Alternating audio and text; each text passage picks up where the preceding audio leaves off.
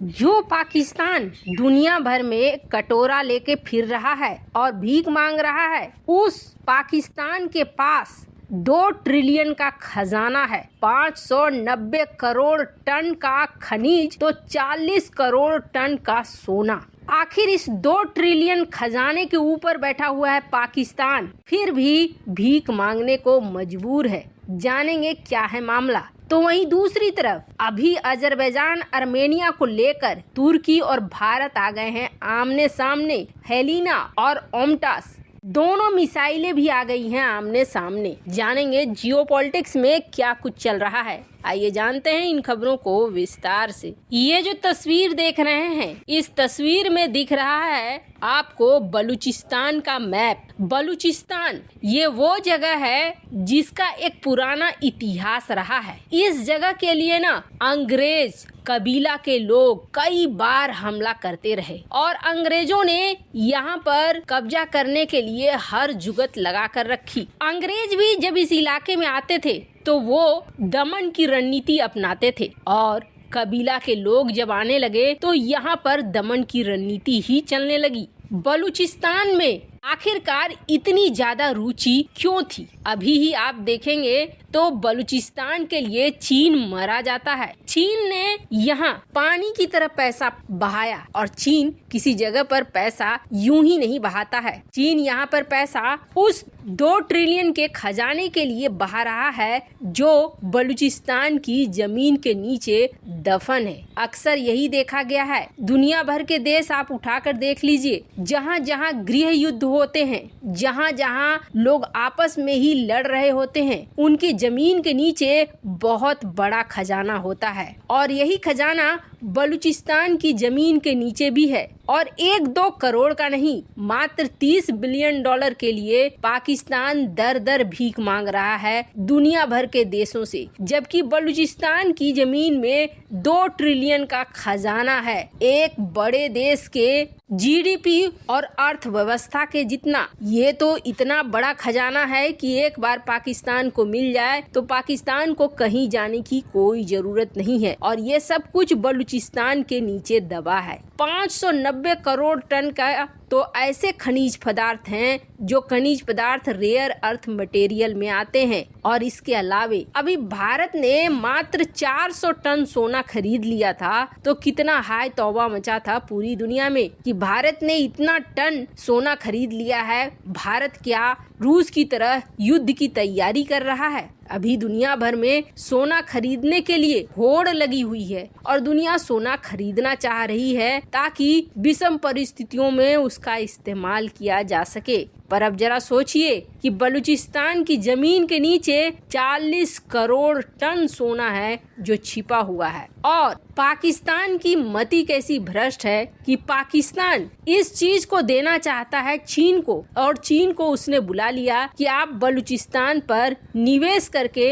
ये सारा खजाना ले जाइए और चीन ने भी वही करना शुरू कर दिया। यहाँ रेको सबसे बड़ा खदान है जहाँ से खनिज पदार्थों को निकाला जाता है। यही खजाना यहाँ के लोगों का सबसे बड़ा दुश्मन बन गया है, बलूचों का सबसे बड़ा दुश्मन बन गया है। पाकिस्तान की कुल आबादी का मात्र 3.6% लोग बलूचिस्तान में रहते हैं, लेकिन इनके पास जो खजाना है प्राकृतिक गैस, पेट्रोल, खनिज पदार्थ, सोना, चांदी, तांबा, ये करीब $2 ट्रिलियन से ज्यादा का है। अभी पाकिस्तान में एक बहुत बड़े उद्योगपति हैं, जैसे कि भारत में अंबानी है ना, वैसे ही पाकिस्तान में है मियां मासा। मियां मासा ने पाकिस्तान सरकार को एक बार फिर से सलाह दी है। इन्होंने कहा है कि सारे मर्ज की दवा है भारत। भारत के साथ बॉर्डर खोल दो, भारत के साथ व्यापार को खोल दो, कश्मीर को भूल जाओ और रिश्तों को ठीक कर लो, पाकिस्तान को बचा लोगे।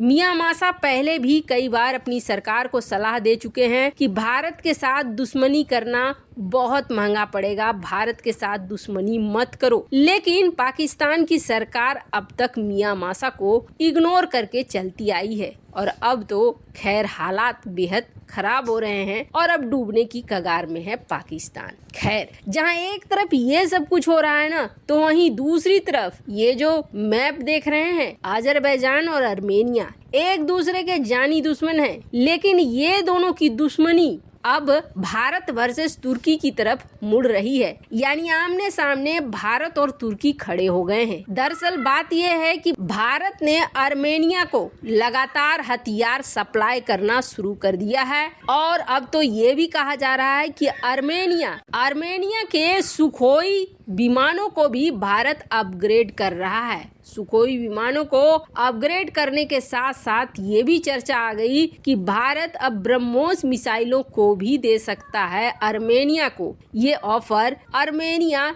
बहुत खुशी से स्वीकार कर सकता है। हाँ, उसके बजट में चीज आनी चाहिए, पर ब्रह्मोस का आना मतलब अजरबैजान के लिए काल। भारत की इस रणनीति को देखते हुए अजरबैजान बौखलाया और उसने कहा कि भारत से अब हमारी दोस्ती खत्म। अजरबैजान तुर्की की तारीफ कर रहा है और ये कह रहा है कि आर्मेनिया को भारत चाहे कितना भी हथियार क्यों न दे दे, आर्मेनिया इस जंग को नहीं लड़ पाएगा और नहीं जीत पाएगा। भारत के हथियार बेकार साबित होंगे और हमारे पास तो बहुत तरह के तुर्की के हथियार हैं, बख्तियार ड्रोन हैं और भी कई चीजें हैं जिसकी वजह से हम आसानी से आर्मेनिया को हरा देंगे। पर अब ऐसा लगता है जैसे तुर्की और भारत दोनों के हथियार इस जंग में एक दूसरे को आजमाने वाले हैं। तुर्की ने जहां एंटी टैंक मिसाइल ओमटास दिया हुआ है अजरबैजान को, तो वहीं आर्मेनिया भारत से हेलिना मिसाइल को लेना चाह रहा है। अब इन दोनों को लेकर कंपैरिजन शुरू हो चुका है कि आखिर क्या होगा। कहा जा रहा है कि भारत का हेलिना मिसाइल नाग मिसाइल का ही एक वर्जन है और हेलिना मिसाइल की सटीकता जिस तरीके की है उस तरीके की तुर्की की मिसाइल की नहीं है। तुर्की के मिसाइल के बारे में भले बड़बोलेपन में बहुत सारी बातें कही जा रही हो, पर आर्मेनिया और अजरबैजान की जब लड़ाई होगी तो इसमें भारत का हेलिना मिसाइल ही अपने जबरदस्त ताकत को दिखाएगा। हेलिना एंटी टैंक मिसाइल के आगे ओमटास कुछ भी नहीं कर पाएगा। खैर, मीडिया में अब ये बयानबाजी, ये कंपैरिजन चलने लगा है और कहा जा रहा है कि जंग का मैदान अगर होता है तो अब भारत के हथियारों के और तुर्की के हथियारों के परीक्षा जरूर होने लगेंगे कि किसके हथियार सबसे बेहतर हैं। असल में आर्मेनिया अजरबैजान की जंग अब कहीं न कहीं भारत और तुर्की के हथियारों के जंग के रूप में बदल जाएगी। खैर, आर्मेनिया की मदद करना बेहद जरूरी है ताकि तुर्की, पाकिस्तान और अजरबैजान की जो ये तिकड़ी है ना, इस तिकड़ी को कमजोर करना बेहद जरूरी है। वैसे आपको क्या लगता है, क्या भारत जो कर रहा है वो सही है या नहीं? कमेंट कर अपनी राय जरूर बताएं। जल्द मिलते हैं अगली वीडियो में नई खबर के साथ।